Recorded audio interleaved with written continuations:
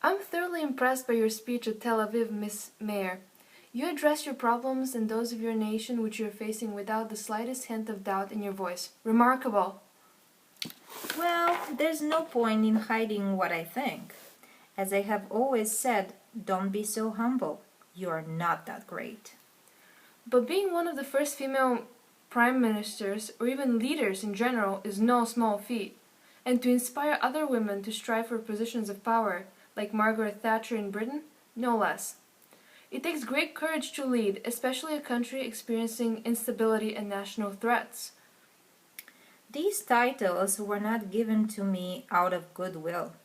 Definitely not by waiting for someone else to take actions instead. I have earned them by fighting with all my might. Of course, to possess this kind of strength, one must first have absolute confidence in her own actions. To have complete self-reliance. If you rely on yourself, others will too, and they will follow you.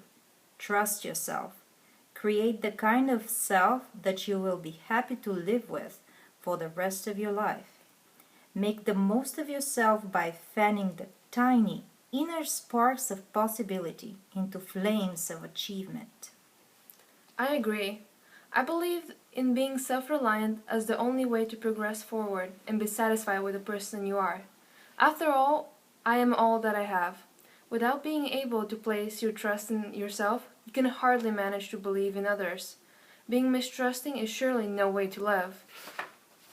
I have tried to believe that after much discouragement from people around me, I would hardly survive without being accepted. I'm convinced that having reservations about not yearning acceptance is counterproductive to anything you undertake.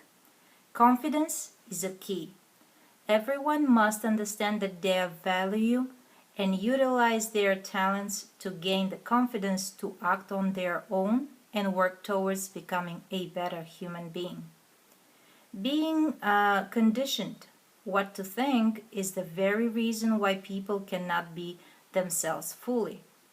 Therefore, understanding who you are and believing in yourself first and foremost is the greatest thing you can do for yourself.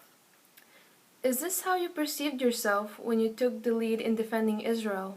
Of course, many would say that I'm optimistic and confident to a fault. But honestly, without my will and self-confidence, the state of Israel would probably not have come into being. All this had to be done despite those too timid, afraid, and ashamed to stand up for themselves. It is as if someone has to tell them it is okay to have opinions and personality, don't you think? Yes, I think that by being able to rely on yourself, you will achieve your goals and earn the right to be satisfied with the person you have become. But I also think that it is very challenging to live with confidence each day. Yes, there are challenges to living with my philosophy.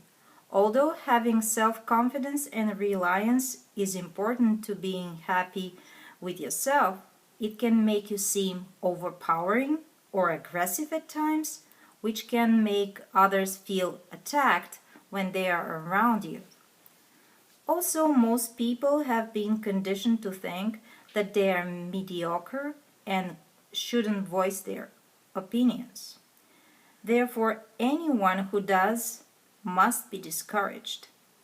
While there are all facts, you have to recognize that you can't be liked by everyone and that the best you can do to believe in yourself, even if others don't. That is very inspirational. I am so very glad that a person who has accomplished so much agrees with my ideas.